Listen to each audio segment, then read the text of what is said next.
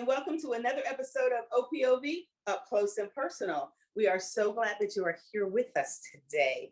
And our special guest today is Dr. Jerry and Winter Bobo. Hi, guys. Hello, hello, hello. How are you? We are amazing. How are you? Great. I'm doing wonderful. Thank you so much for asking. And thank you guys for joining us. We really appreciate it. We're going to have an amazing interview with you guys. We're going to get to know some things about you, about your companies, about your practices and everything. Are you guys ready to jump in? We're ready to jump in. Good. Okay, we're going to start with you, Winter. Tell us a little bit about your background. Well, I first started off in corporate America, and I went to school to get my education degree and thought I was going to be in the school system. However, I moved on and got my grad degree in MSW, Masters in Social Work, and I just decided to help people. And I moved to Texas for about 5 years, and then I had a tragedy happen in our family, which my mom passed, and I moved back to my hometown. And then that's when I met this wonderful gentleman here. And we've been off to the races ever since. Sounds good. So Dr. Jerry, tell us a little bit about your background. Yes, ma'am. Well, I wore 2 hats in major career fields at the same time, being a mental health professional as well as in law enforcement. So I would have on a suit and tie during the day and a bulletproof vest and helmet in the evening. And so I think being a therapist and law enforcement really went together well because it gave me another outlook when I was out there on the street. So it wasn't always about arresting someone. It was about trying to get to the root of the problem because, handcuffs and jail are not always the answer. But I was getting burnt out because I was working 80 hours a week, had a ton of money, but I couldn't enjoy it. And I got introduced to the world of network marketing or multi-level marketing, and the bug bit me, and I've had it ever since. And so about 12 and a half years now, we've been free from corporate jobs, and now we enjoy a life of entrepreneurship. So what part of law enforcement were you in? I've done Homeland Security as well as tactical units in Mississippi and Tennessee. Okay, that's great. All right. So tell me a little bit about how you guys met. Go ahead. Look at those smiles. I did say that I moved back to my hometown to help out with family. And I made a decision then that I wasn't living my best life.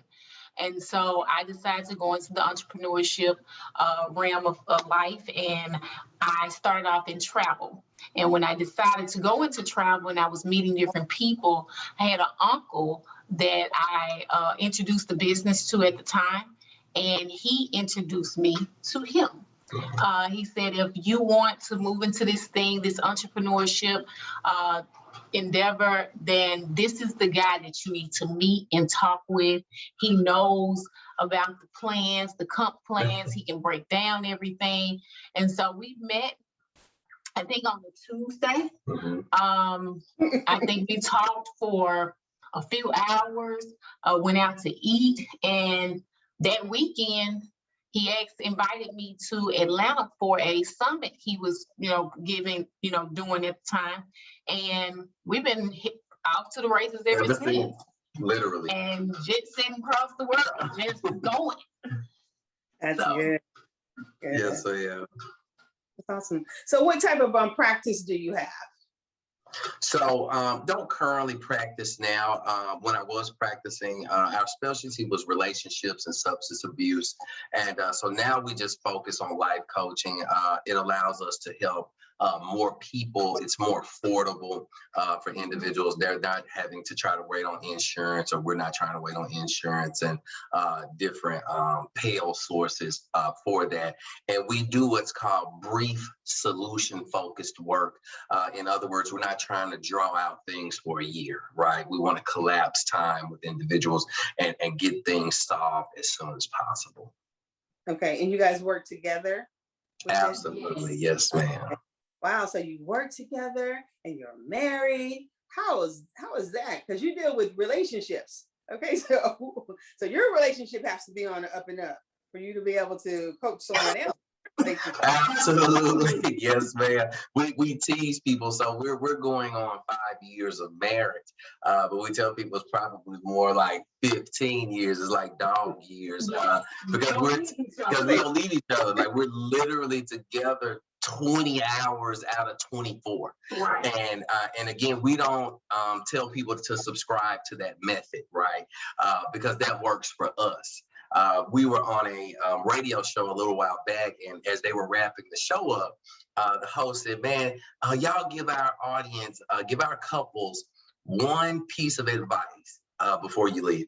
And our piece of advice was, don't listen to us. Right. Don't listen to us. Really? And he went, what? I was like, yeah, that's our advice. Don't listen to us. Don't listen to Steve Harvey. Don't listen to TD Jakes. Don't listen to your mom and daddy. Don't listen to your grandparents, because that literally is the problem. Right. It's when you try to mimic someone else's relationship.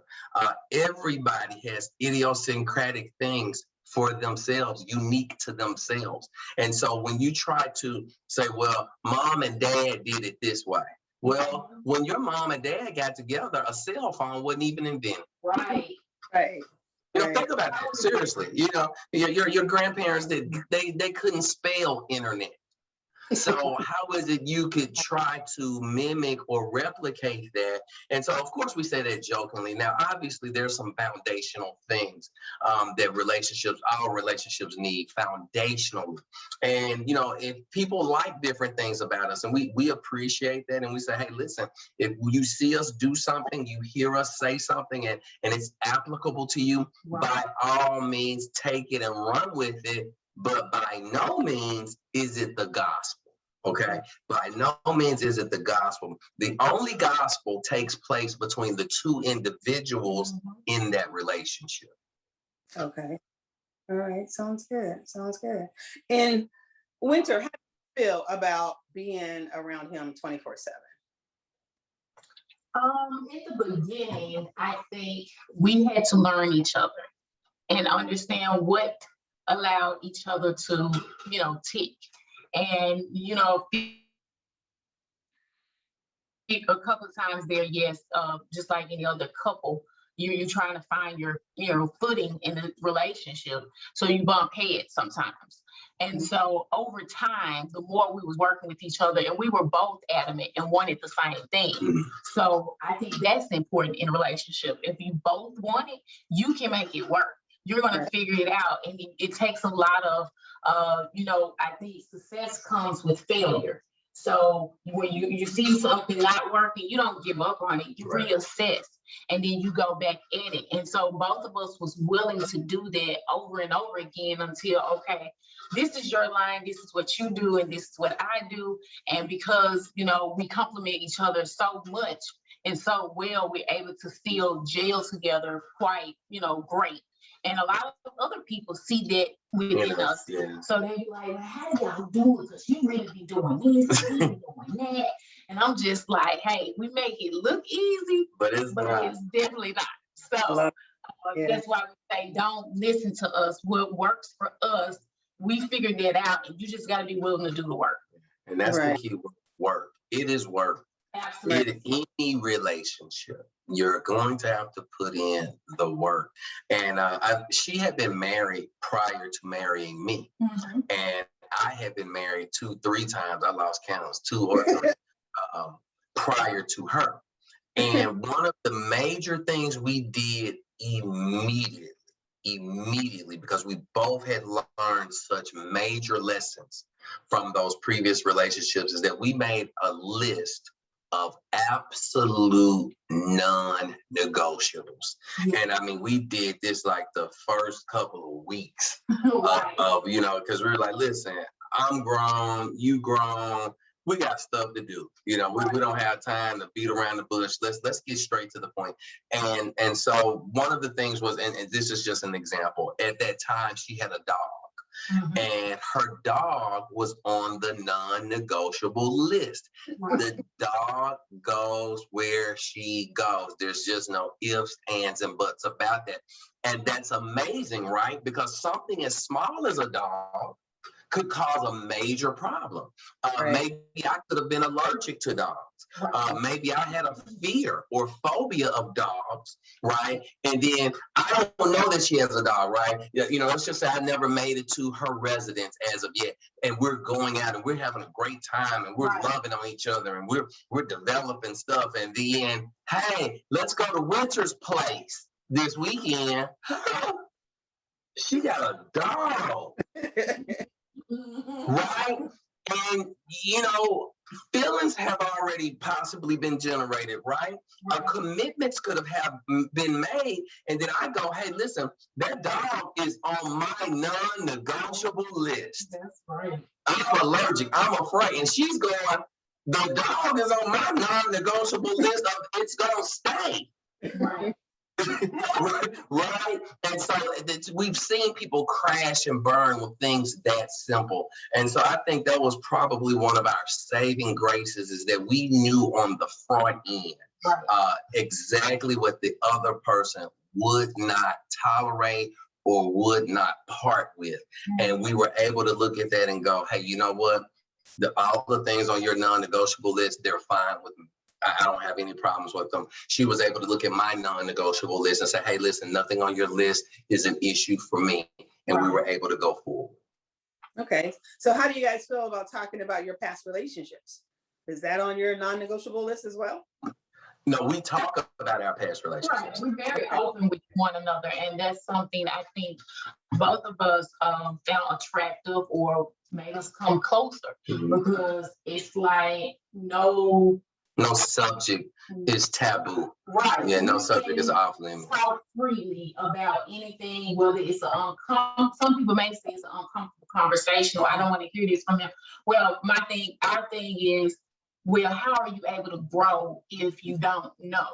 So some things that are hard to hear is a moment or opportunity for you to take a look inward to say, okay, what do I supposed to learn from this?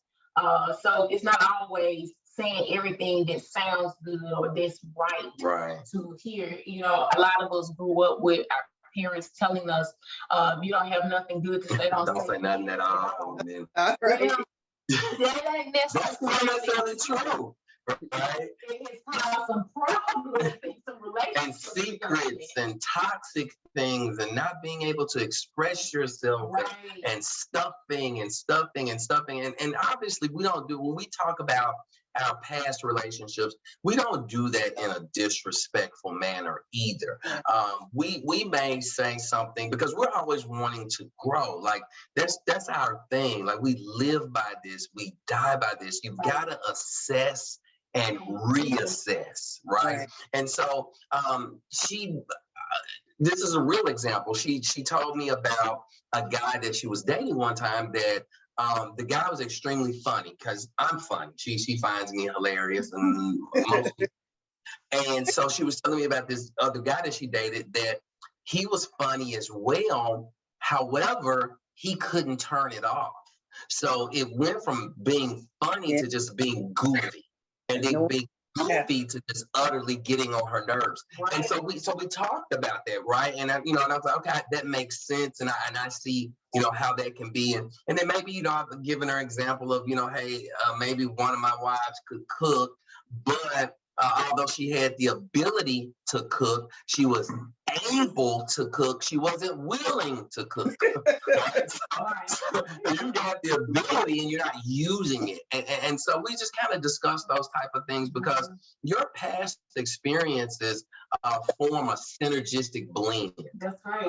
To form who you are today. But again, we don't do any kind of, again, to reiterate, it's never disrespectful. It's never a comparison. It's never, well, Johnny used to open my door. No, it's not like that. It's always a progressive learning thing for one another. Right, absolutely. I couldn't agree more what he's saying, because just like at one point in a relationship, he asked me about the do's and the don'ts. What did I like? Or he checks in. Maybe every 30 days, things may have changed. At one point, I loved to get roses. Right. And then later, I was like, She grew out of them. roses. Right. Right. Rose is a rose now. What do you do? Doing it, but it's because nobody's communicated and no one has put their finger on the other one's pulse Right. to say, is this still something you want to do or still something you like? So some things you got to understand is not necessarily concrete. You talk about things, you make agreements along the way. It is definitely a journey in a relationship. You have to be willing to compromise and bend sometimes to make things, be what they need to be. And understand that you're going to grow with each other. So the same person, he married me 5 years ago, but the person I was then, I'm definitely not that person now. And he has to be willing to go along with those punches to say, well, yeah, I know that was the case then. Right. But today in 2021, that's no longer. This Right. is a situation, Right. and I have to come back and apologize to him and say, I was wrong to think that this is what I wanted, and I know you can get used to that, but that's not the situation anymore, and I need you to, turn the boat. And I would correct her on that as well, to say, you don't have to apologize to me for that.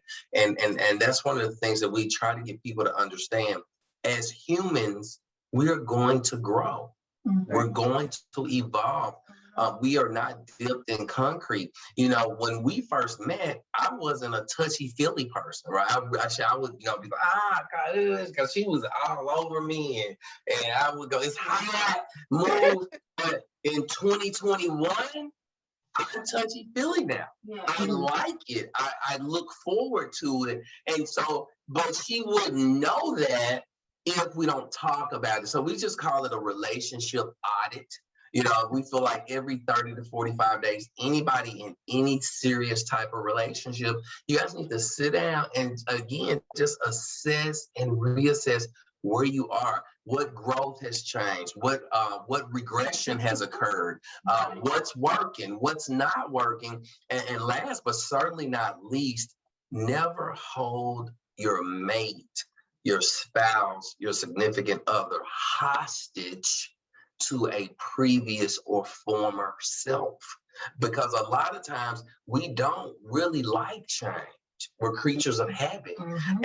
And so, Winter didn't necessarily read a lot, right? She was a learned individual, obviously, with a master's degree, but she didn't read a lot. Now, reading is my thing. Now, I'm going to probably do a book a month. And now she's at a book a month 5 years later. But maybe I'm going, that's my book. Why are you touching my books? You don't like to read. So listen you hear what I said? You don't like to read. No, she does like to read now, present tense, but I'm trying to make her past be her present. And we see that take place a lot in relationships. Absolutely. So that makes a lot of sense, because, sometimes people will say, the way you got him or the way you got her, you have to continue that. And then I guess that's it all, doing the same thing over and over. Let's change it up. Let's talk about it, reevaluate it. Yeah, that makes a lot of sense. Sounds good, right? It sounds good. It sounds amazing in theory, but it's terrible in application. Yeah. That is awesome. Yeah. They just go back to, the audit in the relationship. It may not be the same thing. There's no way it's the same thing over time, because the person is constantly changing and time has passed by. And if you're the same person 10 years ago, you're the same person today that you were 10 years ago, something's literally wrong. Something's literally wrong. Like that's diagnosable. There's no way your growth could be stunted like that unless there was some kind of chemical abuse, some type of trauma had to occur. Other than that, you're growing. I've recently lost about 75 pounds. Mm-hmm. 90 days ago, I didn't have a chin. Well, I take that back. I didn't have a jawbone. I had like 9 chins. It looked like a phone book or something.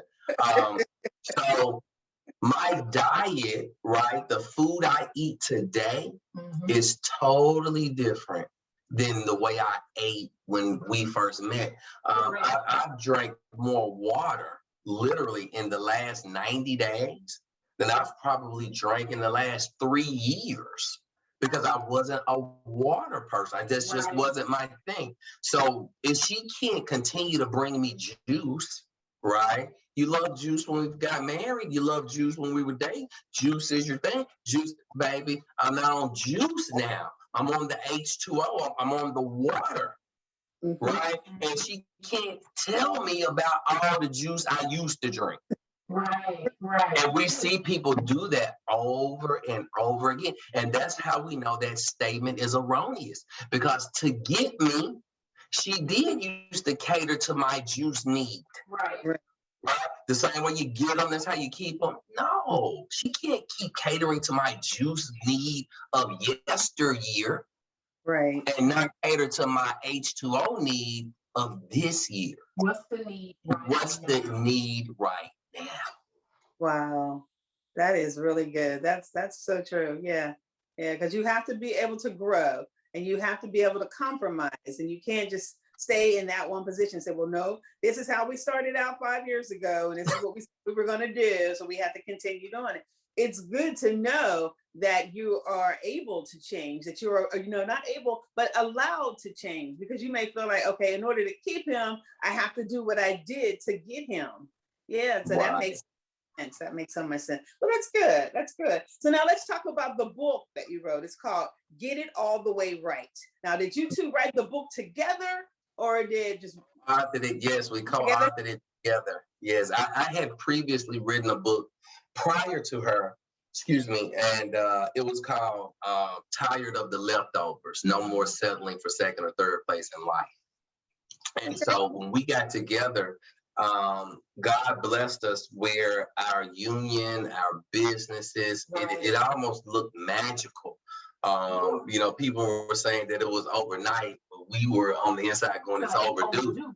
But to be honest, it really did skyrocket. And so everybody would go, man, y'all got to write a book. Y'all got to write a book. Y'all got to write a book.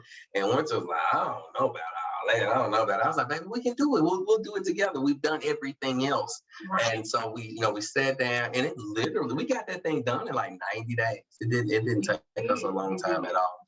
And it's very practical, right? It's very easy to read book.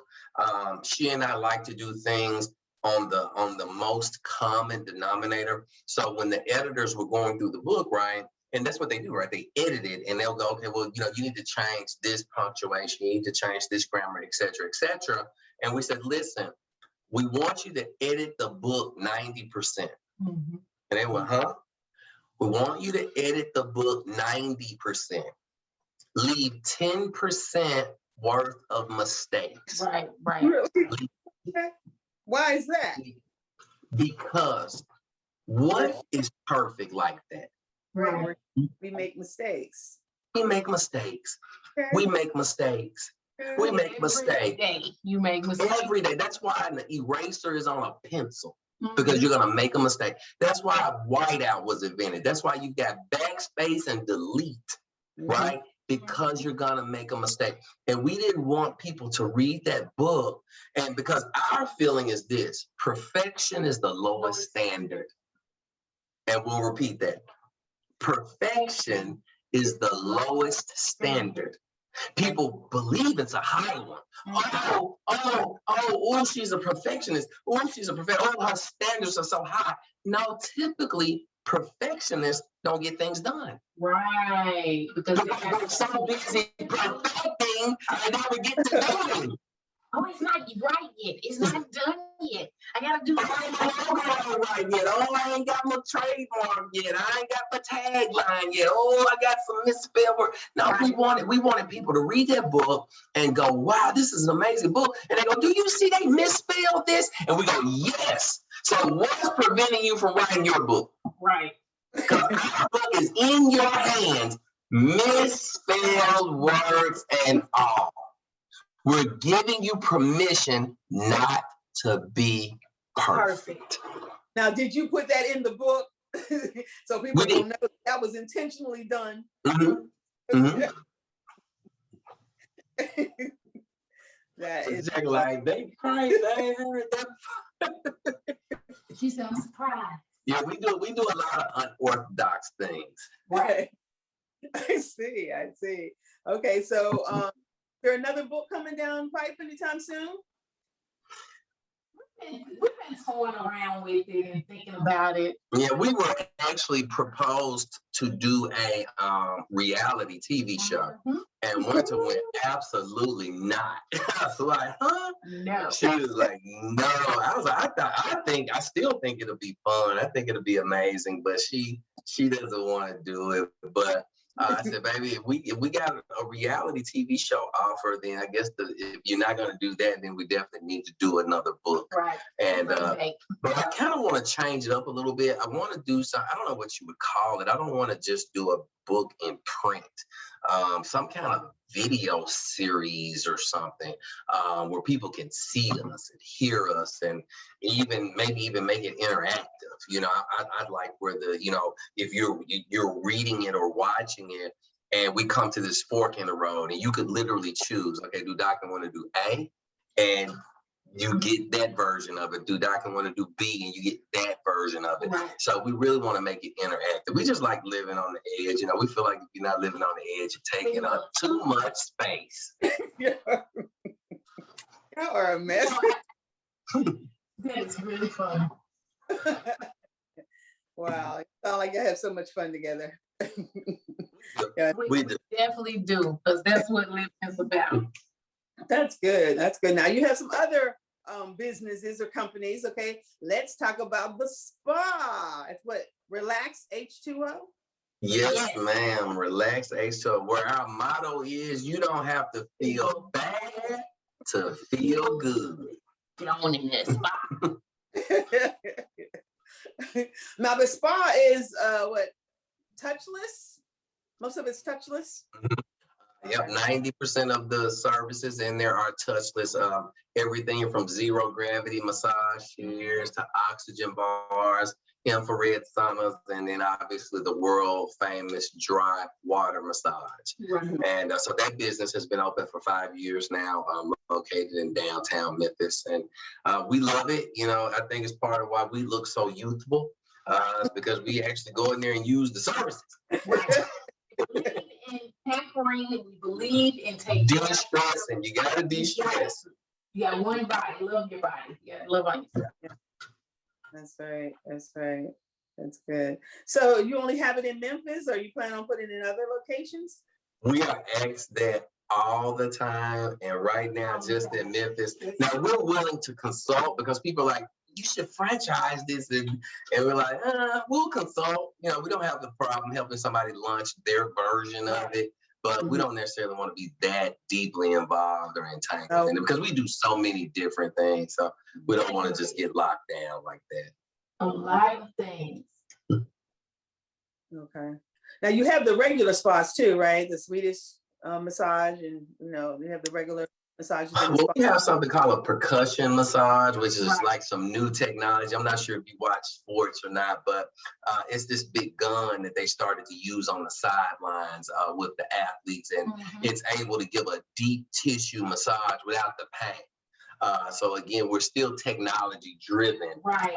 But it's a combination of the hands in conjunction with that gun. So again, we like staying on the edge of technology. I see. And you also have a credit repair. You guys are busy. You guys are really busy. Talk a little bit about credit repair. Now, the one thing that got me was called New Generation Credit Repair. The New Generation Credit. So are you for the new? It's not for the baby boomers. It's like, okay, your credit is already what it's going to be. You already have your houses, your cars, and all. Is this credit repair for the younger people coming up now? To keep them in line and show them how to have, build their credit and all?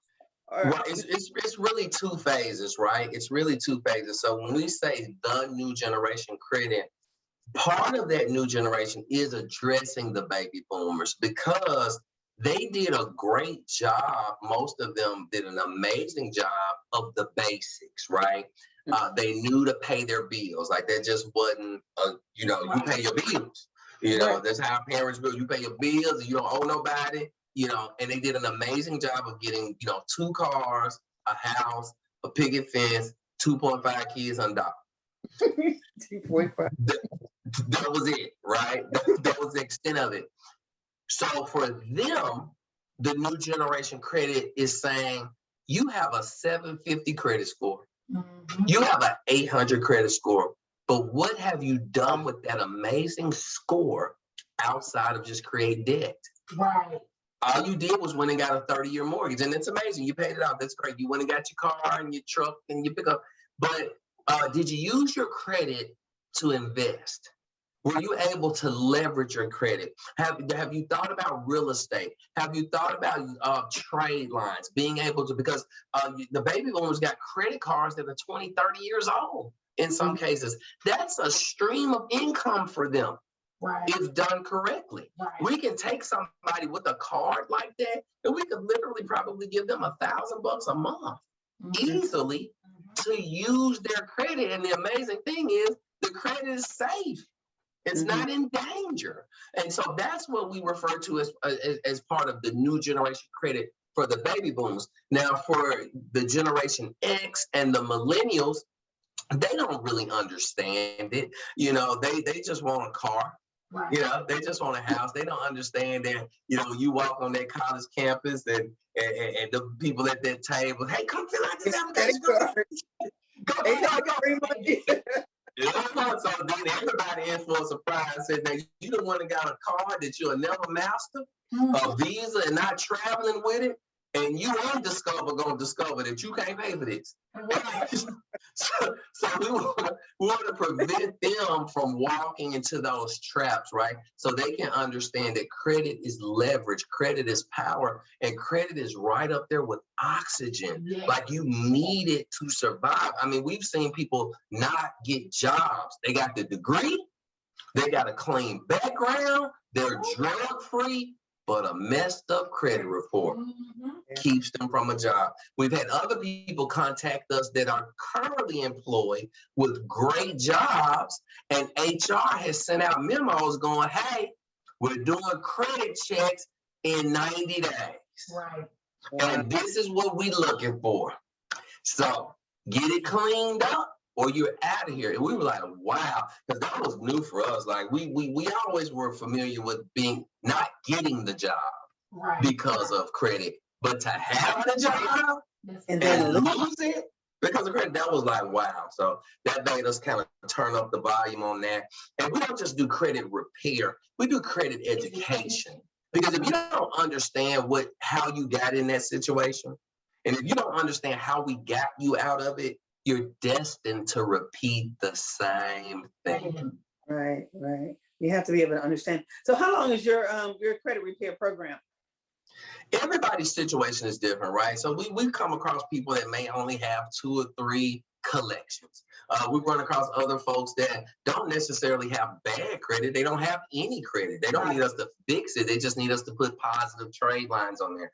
Then we come across other people that have experienced death, divorce, layoff, and they've got a bankruptcy or 2. So again, it's kind of like we can't do surgery till we see the body, right? Okay. So anybody that's doing cookie cutter credit repair, run. There's no way, your situation would look like Winter's, and there's no way Winter's would look like mine. So it's an individual thing.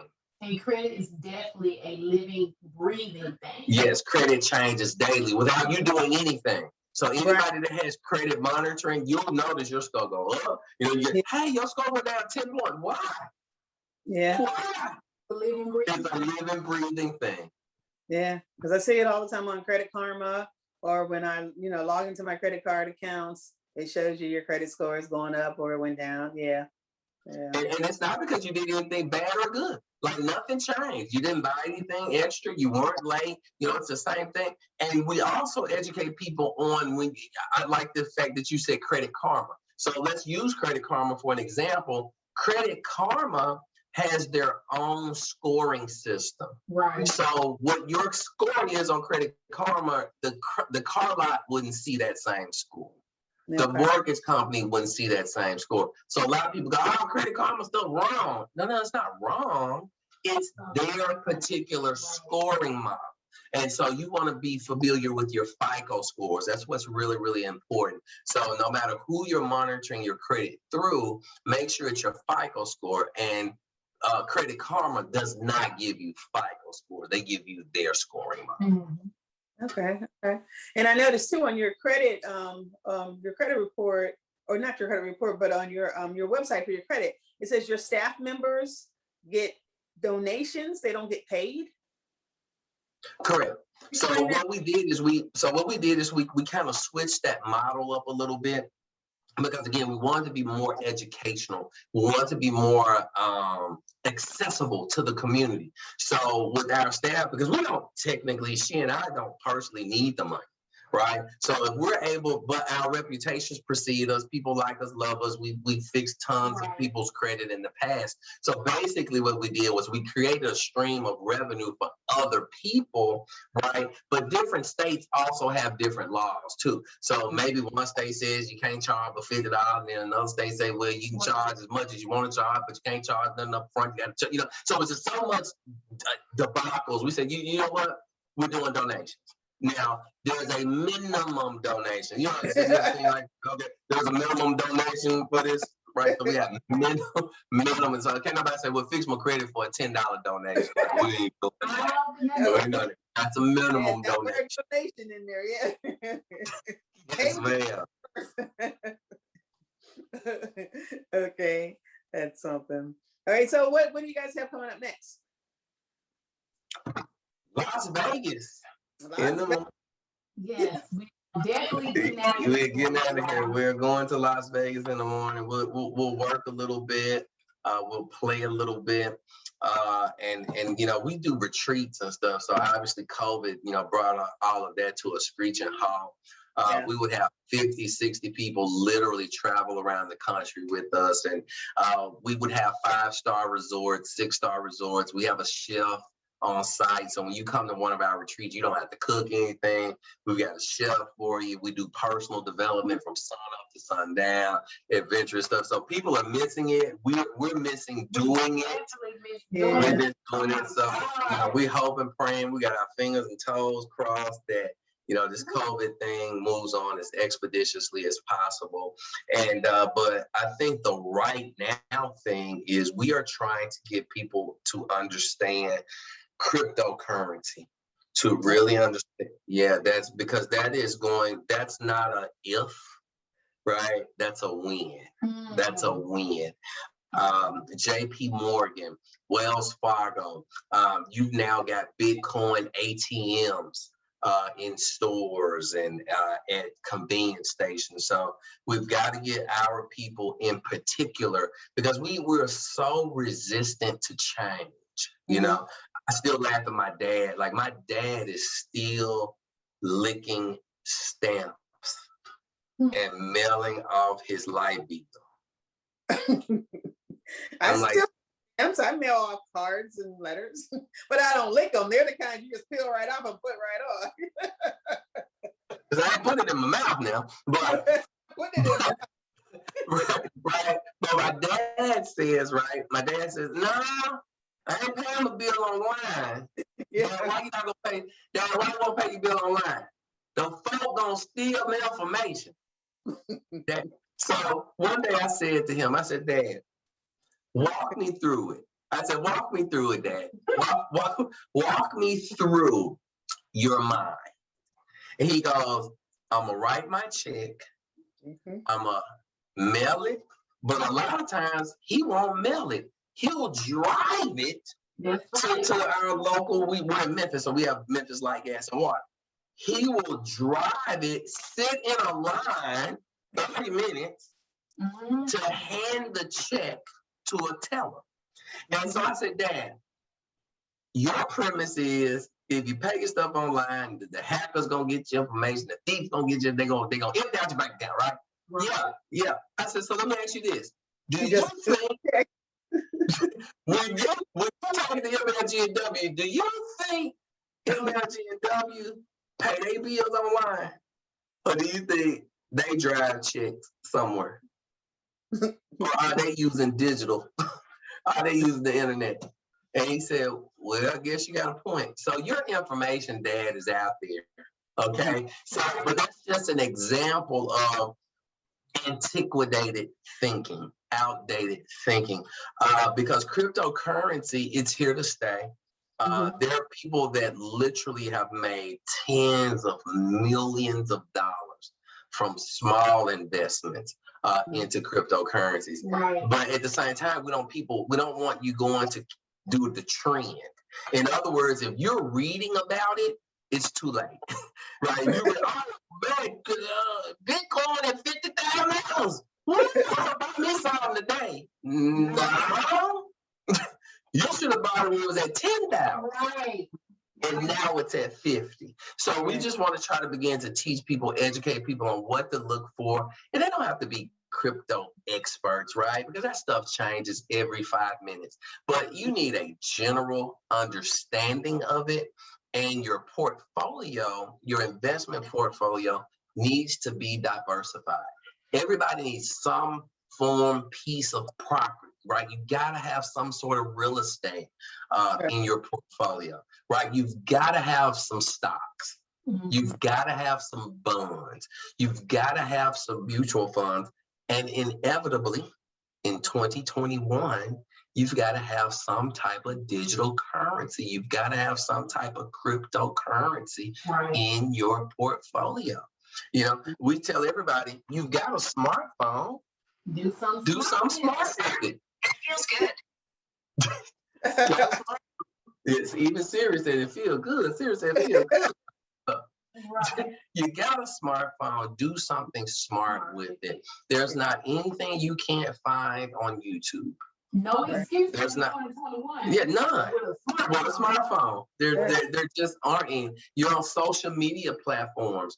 There are people willing to teach you absolutely free. Absolutely free. What's the excuse? What's the excuse? You know, so I said, we can give you everything except motivation. That's right. We can give you education. We can give you communication, but we can't give you motivation. If your current situation doesn't motivate you to change, there's nothing Doc and Winter can say. No, not at all. Yeah. Nothing. You're talking about the social media. Are you on the Clubhouse yet? Did you join that yet? We are on Clubhouse. And do you know that Clubhouse has been around less than 6 months? Yeah, they started in December? And do you know that they are already at $1 billion evaluation? And that was only with iPhone users. Yeah. It's not out for the Android shit. They said they're working on it. They're working on the app. Well, they got a little piece. So now they just released it for Android users. So they don't have full functionality yet, but they can at least get on the platform now and use some of the features. But again, think about how amazing that is, that the spending power, the power we have as a people, and it's a majority of us that's on there. Yeah. And we created $1 billion company and don't own 1% of it. Don't own 1%, but yet we created a billionaire company in less than 6 months. Yeah. So do you guys have a room on there? Do you go in there and start your own room? We be so busy, we'll jump on every now and then we'll go, we just got stuff. We got stuff. We got to pack. We got to do payroll. We got to help somebody with. But I think it's when it first came out, was kind of almost like right at COVID, right? So we had a little downtime on our hands. So we were able to get on there and listen. So there's a bunch of great information on Clubhouse. Yes. You got to go through there and explore that thing. I mean, you've got Damon Johns on there. You've got Tony Robbins. I mean, there's a plethora, some great minds. And I mean, some stuff that you can use Monday morning. You know, it's cool that somebody telling you about something for 5 years from now. That's great. But sometimes you got some right now problems. And there are some things on Clubhouse that will address some right now issues. But see, that's not exciting, right? That ain't exciting. That ain't gossipy. That ain't juicy. That ain't cussing, arguing, and fighting. So we tend to swipe over those, right? We want to go, we got to learn some. I don't learn that. Yeah. Yeah. I go in the rooms and I listen for a while, and I've even been on the stage a couple of times, and I've had an opportunity to ask a question. Yeah, because I listen to Glenn Lundy. I listen to him a lot, to him in the morning at 5:30 on his Facebook Live or Instagram Live, and then there's John Laguerre. When he's in the room, I listen to him, and then Grant Cardone. Yeah, 10X. Yeah, 10X coming up. Yeah. So yeah, I go in there and I try to listen, try to learn as much as possible. Yeah. So I'm gonna look for you guys. Think about that. And how much does it cost you to go in there and listen? Nothing. It's like listening to a radio. Remember back in the day, you had the radio with the talk show. You just turn it on and just listen. You just go around the house doing whatever you're doing, because you don't have to sit there or nothing. You just listen. That's all. That's all. You just listen. And listen, take a few copious notes, you know, explore it a little bit, because a lot of times people also were under the impression that, you know, when you first open up your Clubhouse app, you would only see maybe about 7 or 8 rooms, maybe 9. And people thought that was the extent, but it's not. If you hit the little explore button at the bottom of your app, it opens up a whole nother world of rooms and stuff. And now they've got it where you can even type in keywords and search for particular subjects and content. So again, there's no excuse not to be on these platforms typing in real estate investment. There's no reason not to be on these platforms typing in cryptocurrency, personal development, relationship skills, etc., etc. Everything. Yeah, it's a lot. It's a lot to it. Yeah. Well, you guys were amazing. Now you're coming back on the 17th, and we're doing a show with couples, relationship. You're going to be talking to like 3 or 4. I'm excited about that. I'm not a couple, single, so I won't be on that show.